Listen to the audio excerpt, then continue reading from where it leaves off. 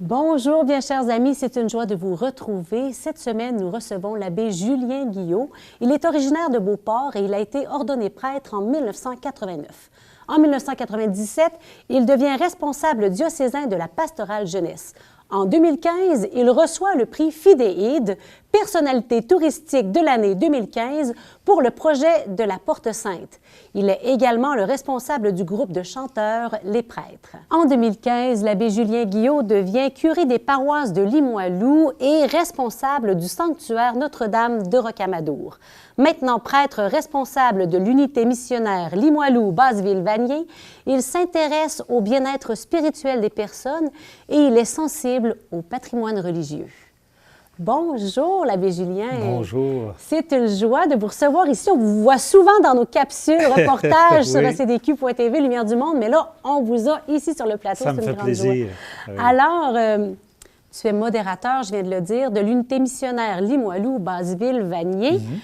Est-ce que tu peux nous parler de ces communautés chrétiennes, les joies et défis dans ce coin-là, dans ces quartiers de la ville? Alors, là, je découvre Basseville-Vanier parce que c'est depuis le mois d'août que j'ai été nommé là, comme modérateur pour l'ensemble. Mais ce que je vois, ce qui me frappe beaucoup puis qui m'inspire, c'est le zèle apostolique de ces communautés. Évidemment, on est au centre-ville, il y a toutes sortes de réalités sociales, des défis, mais à travers ça, il y a des croyants qui prennent la vie communautaire en main et la vie spirituelle aussi. Donc, dans le contexte missionnaire, j'ai déjà dans les milieux des leaders. Ça, c'est encourageant parce que là, on peut bâtir. Et donc, le rôle du pasteur devient plus quelqu'un qui coach, qui habilite, qui accompagne les baptisés, qui eux-mêmes annoncent l'Évangile avec les gens. Ah, c'est beau.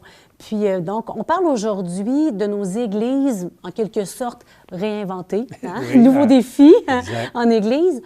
Un projet unique a été élaboré avec l'église Saint-Charles de Limoilou. Quelques mots là-dessus. Oui, alors, l'église, il faut le savoir, l'église Saint-Charles de Limoilou a été fermée au culte, désacralisée en 2012. Et quand moi, je suis arrivé en 2015, il y avait déjà des projets communautaires, des tentatives là, de redonner vie à ce bâtiment-là dans une approche communautaire. Il faut comprendre qu'il y a l'aspect du bâtiment comme tel et ce que ça représente symboliquement pour les gens du milieu. Évidemment. Et les gens y sont attachés, même si les gens ne pratiquaient plus de façon régulière et que ça devenait invivable financièrement de tenir ça debout. Mais l'intérêt de le tenir debout, c'est aussi l'histoire, l'aspect patrimonial. Et donc, on recherche toujours que ça revienne à la communauté. Oui. Et c'est toujours un défi parce que c'est assez coûteux, pas assez coûteux, très coûteux. Et après quelques tentatives, on est allé, on a eu une offre d'une compagnie de cirque, machine de cirque. Et ce qui est intéressant dans Limoilou, il y avait déjà, avec l'Église Saint-Esprit, l'école de cirque. Et là, une compagnie de cirque nous approche pour utiliser l'Église et les gens avaient une grande sensibilité au patrimoine. Donc, ne pas toucher à l'esthétique de l'Église, mais réaménager à l'intérieur pour faire des spectacles. Donc, sur le plan, j'allais dire commercial ou artistique, ça devient comme une grappe d'entreprise, l'école de cirque, et à côté, à 1 kilomètre, machine de cirque qui permet de diffuser des spectacles, alors que l'école de cirque est faite pour la formation, ne sont pas vraiment équipés pour faire des spectacles. Donc, l'autre devient un partenaire, pas un compétiteur, un partenaire. Et on commence à créer, dans le fond, que Québec est un lieu pour le cirque dans notre histoire. Donc, ça, c'est intéressant. Et quand on touche aux artistes, souvent, c'est des gens qui gagnent la vie difficilement. Donc, leur offrir dans ce milieu-là, ils peuvent avoir des logements abordables et tout ça, et ça leur permet d'exercer leur art. Et il faut savoir que l'aspect artistique, c'est pas très loin du spirituel. C'est très, la sensibilité est proche, là. Ah oui. Et j'ai vu travailler l'équipe de machines de cirque, et ils ont compris le sens de l'architecture de l'Église. Donc, leur spectacle est influencé par l'environnement. Ça, c'est très intéressant. C'est vrai qu'on n'imagine pas ça spontanément, hein? Mais et dans un autre univers, on va dire, on a entendu parler abondamment de Saint-Roch, de son sous-sol dans les médias dans les derniers mois. Est-ce qu'il y a de nouvelles avenues pour cette Église? Qu'en est-il? Hein? Cette Église qui est quand même, somme toute, assez importante dans Oui. le quartier, dans le milieu. Là. Oui, d'ailleurs, cette église-là fait partie de l'image intégrale de la Ville de Québec. La Ville l'a bien compris en choisissant de la mettre parmi les 8 églises à sauvegarder dans la Ville de Québec. Et donc, ça, c'est un acquis, on peut dire, mais en même temps, c'est un gros défi. Et à la base, dans la mission de l'Église, prendre soin du plus petit, c'est comme notre ADN. C'est central. Évidemment, on n'a pas nécessairement les ressources humaines pour donner tous les soins nécessaires. On parle de maladies mentales, de dépendance, etc. Donc, il y a des organismes spécialisés. Et dans Saint-Roch, il y en a beaucoup pour venir.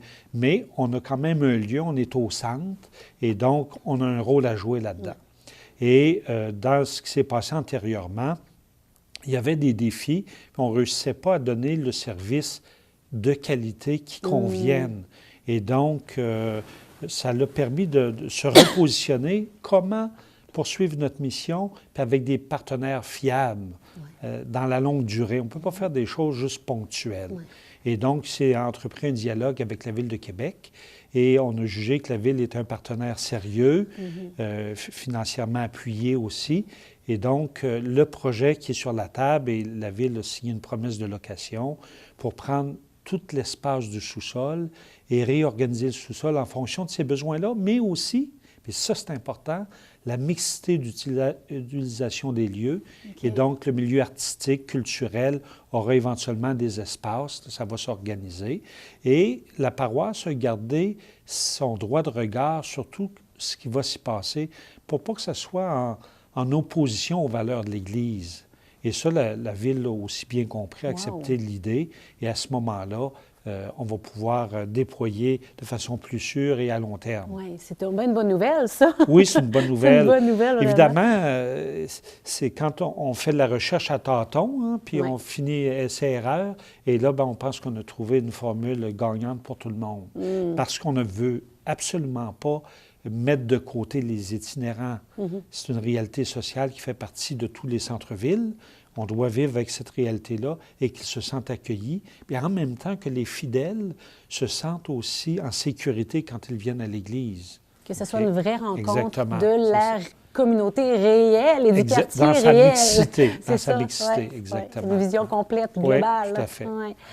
Quand on parle de reconversion, de requalification d'église, c'est quoi les principaux enjeux à ne pas perdre de vue pour que le projet, justement, soit en adéquation avec la mission de l'Église? Bon. D'une part, là, il faut briser le tabou de dire que l'Église appartient à tout le monde puis qu'on doit donner nos églises. Ça, c'est un vieux concept qui ne tient pas la route. Les églises appartiennent aux fidèles gérés par l'Assemblée de fabrique. Okay? Et donc, il faut assurer, quand on requalifie ou qu'on vend éventuellement, ou que d'autres propriétaires prennent possession de l'Église, que l'usufruit de ça puisse permettre de poursuivre la mission pastorale et garder, particulièrement au centre-ville, une présence d'Église qui peut évoluer. Et évidemment, avec des grosses églises comme ça, on peut penser que est-ce qu'on les aura toujours à l'usage du culte? On ne sait pas trop. Il faudrait être devin pour le dire. Mais nous, ce qu'on essaie de faire, c'est avoir mixité d'usage des lieux et l'aspect culturel se marie bien avec l'aspect spirituel. Il faut que ça soit fait dans les règles de l'art. L'aspect touristique est un aspect où on fait découvrir le patrimoine et l'aspect spirituel du lieu, l'architecture, etc. Donc, ça, c'est une manière de faire rentrer des sous neufs pour tenir le bâtiment, mais surtout tenir la mission. La mission, c'est ça, les gens, exactement. la vie spirituelle des gens, soutenir les gens dans Donc, leur d'avoir foi. un lieu accueillant à toute personne. Donc, ça, c'est intéressant. Oui, c'est ça. C'est pas un sans considérer l'autre. Exactement, ça va ensemble, c'est ça. beau. Et comme prêtre, toi, que souhaites-tu vivre ou voir grandir dans les communautés chrétiennes? Comment est-ce que tu entrevois que la vie paroissiale, la mission d'une part, et les projets pour bien utiliser notre patrimoine bâti, ça rime ensemble, s'harmonise? Bien, on est dans un virage, notre évêque le dit, dans un virage missionnaire. On n'a pas fini de comprendre ce que ça veut dire, mais dans l'unité missionnaire Limoilou-Basseville-Vanier, ce qu'on a entrepris clairement avec les fidèles, c'est de dire il faut petit à petit identifier des leaders dans la communauté qui seront comme le noyau référence pour la vie pastorale. Et avec eux qui connaissent le milieu, qui connaissent leurs gens, c'est avec eux qu'on va bâtir la vie pastorale et continuer la mission d'évangélisation, qui va prendre différentes formes selon le contexte. Mais c'est clair que, je dirais, la circulation au centre-ville de beaucoup de monde nous donne beaucoup d'opportunités. Et de responsabilités. De responsabilités, mais on comprend qu'on peut utiliser le parvis comme lieu d'évangélisation. Et quand je dis évangélisation, c'est l'annonce de la bonne nouvelle, c'est le message d'espérance. On n'est pas nécessairement dans des catéchèses de contenu, mais plutôt dans une approche de le premier kérigme. Hein? La première annonce, première les annonce, bases, le kérigme, c'est ça exactement.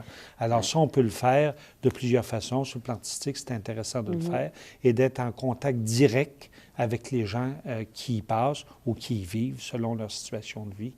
Merci pour cet éclairage, vraiment, d'entendre tout ce qui se vit, ce qui se fait, ce qui se pense aussi. C'est vraiment éclairant pour cette situation qu'on vit actuellement. Oui, puis c'est l'espérance. Hein? Il faut comprendre là, qu'il faut laisser l'idée de dire qu'il faut revenir comme avant. C'est pas là. Le Seigneur nous conduit ailleurs et l'Esprit Saint est fort quand on se rend disponible.